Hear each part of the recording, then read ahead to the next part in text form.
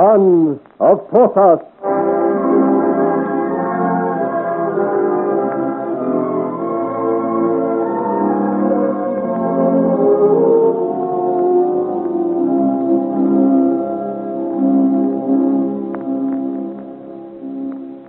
Leaving Bois-Laurier to sleep with the Moorish trumpeter, Joël sets out to accomplish 2 missions of his own before reporting at noon to Monsieur Levet, the Minister for War. Around his neck is the locket entrusted to him by Pierre Lesage in the Bastille for delivery to his daughter Thérèse. But before attempting to redeem this promise, he hurries to the Grey House, home of his first friend Françoise d'Aubigné, the newly created Marchioness de Sougères. He is shown to the great reception room by Honorat, with full deference to the king's uniform which he now wears.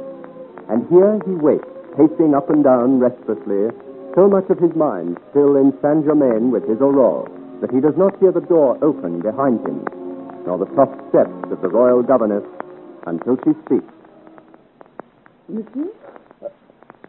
Oh, Madame, you startled me. I did not hear you.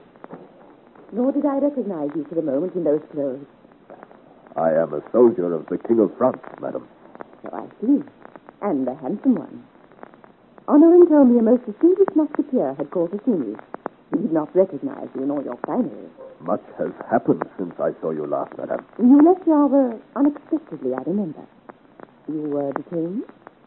My detention was enforced, madam. But let me tell you... One moment. See how much I know first. You have been in the Bastille for dueling with a musketeer, right? That is so.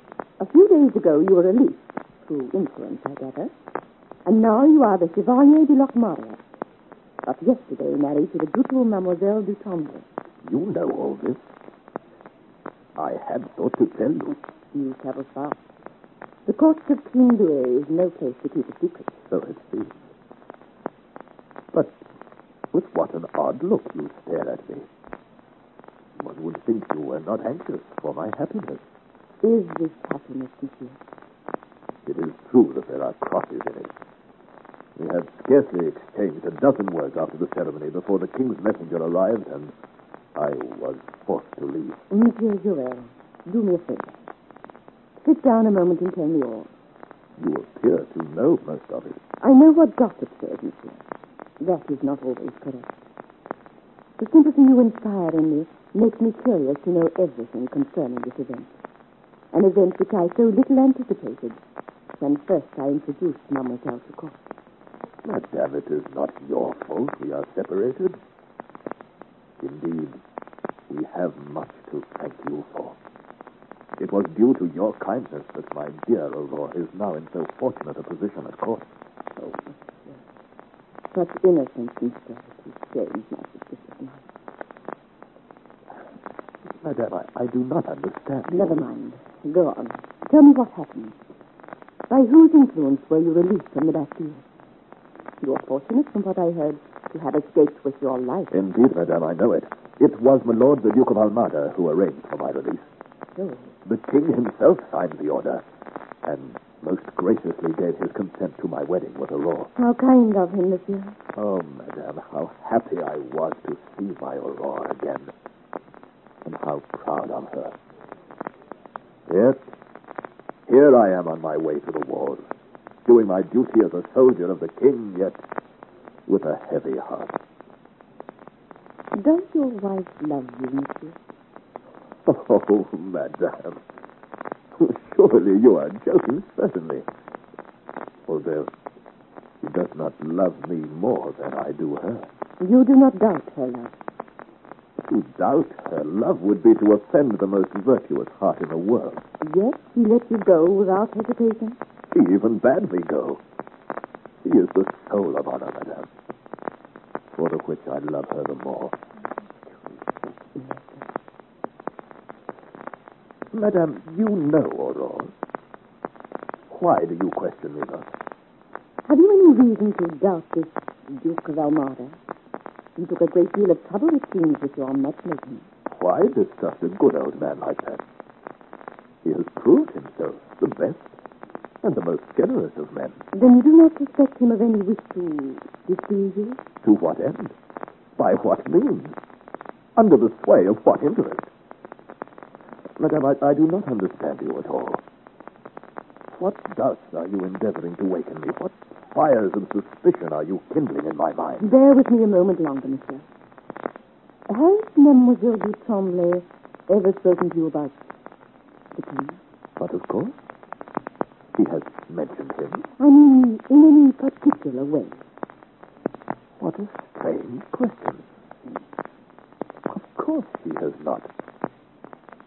Why do you ask such a thing?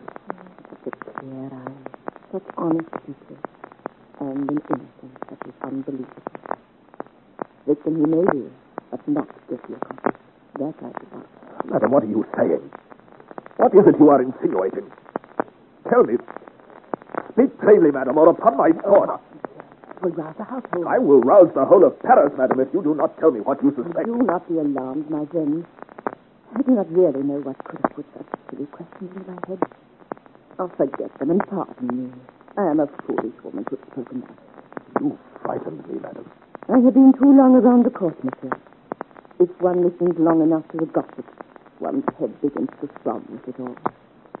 There are times when the blue devils dance in one's brain and speak through one's mouth. Ah, monsieur, there are so few sincere and kindly people. Indeed, madam, you must not say so. I have found many to be kind to me these last few days. And my Aurore is the best of all. Promise me one thing before I leave for Freiburg. That in my absence, you will watch over my darling. Most solemnly, I promise you, Monsieur Joel. If any peril threatens her, I will warn you. I trust you with my most precious possession. I shall take good care of her, never fear. But go now, monsieur, for the hour grows late, and it is not well to have seen hereby too many people. I will go at once. This way, monsieur. I will let you out here. It is quicker and more private. I have one more thing to do before I leave Paris. A disagreeable task, but one I gave my promise on. Then I will ride with all haste for Freiburg. And heaven grant I will not be long returning. God speed you, monsieur. Farewell, madame. Your kindness has lightened my load more than you will ever know. Go quickly, monsieur. And may good luck ride with you. May good luck ride with you, monsieur. Oh, I am so sorry for you. A touching little scene, Francoise. Madam, I did not hear you. Obviously, my dear. It is an accomplishment I have learned at Clarny, to walk noiselessly and shut doors silently. It will be very useful, I surmise. Oh, hide your blushes, my good Francoise. I will not embarrass you by asking the name of the gentleman you were so tenderly farewelling. I do assure you, madame. Do not perjure yourself. I ask no questions. Your affairs are none of mine, so long as they do not interfere with me. And I doubt you cast your eyes as high as that. But he was a musketeer, Francoise. I caught a glimpse of his blue and silver jacket. Had he come from Saint-Germain? Yes, my lady. Then perhaps he had news of the wedding yesterday. No, my lady, he knew nothing of it. I questioned him, but he was on duty yesterday. Oh, come. He must have known something. The whole of Saint-Germain is heaving with gossip about it. To tell, I guess you had other things to discuss with your musketeer. Yes, my lady. For one so virtuous and demure, Francois, you surprise me. Yes, my lady. It is a pity, though.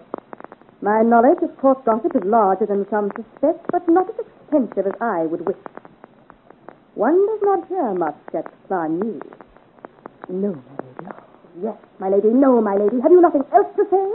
Has the musketeer stolen your wits as well as your kisses? Do you know nothing of the gossip that has set the whole court by the ears? Gossip, I would point out, my dear Francoise, occasioned by your protégé, the elegant Mademoiselle du Tremblay. I have heard the gossip, naturally, my lady, though not much of it, but I do not believe it. You have a nice nature, but stupid. I am sure, my lady, on my honor, these rumors are groundless. Mademoiselle du Tremblay is but a child, straight from the country. He is innocence itself. Rubbish, Francoise. A scheming hussy and one I must be rid of if I am to sleep in peace. You are wrong, Madame, I know it. She was married yesterday to one she truly loves. You have nothing to fear from her. Fear? I fear nobody. Nobody, you understand me. I have more power in one finger than Mademoiselle Aurore has ever dreamed of. I am the most powerful woman in all France. And she but a weak and foolish girl who is thoughtlessly putting her foot in a quicksand from which I tell you she will never withdraw it. Hear her. Francoise, you must believe. Madame, what are you going to do? Never fear, my gentle Francoise. Your little favorite, though she has caused gossip strong enough to penetrate the convent walls at Cligny, has not yet put her foot into the quicksand. You are so sure of her integrity that you have nothing to fear. For believe me, I shall not bother her until she really begins to bother me. Are you then going back to Cligny today? So anxious you got here, Francoise. Why? No, I will stay with my dear children a little longer. I see them seldom enough, and a mother's heart not unnaturally pines for them. It was for this purpose, my friend, that I came from Cligny. Besides, I have business to do in Paris. Shall I call the carriage? Do you wish me to accompany you? No, Francoise. I need neither you nor the carriage. This is private business. Business between me and... Well, that depends who is brave enough to stand in my way.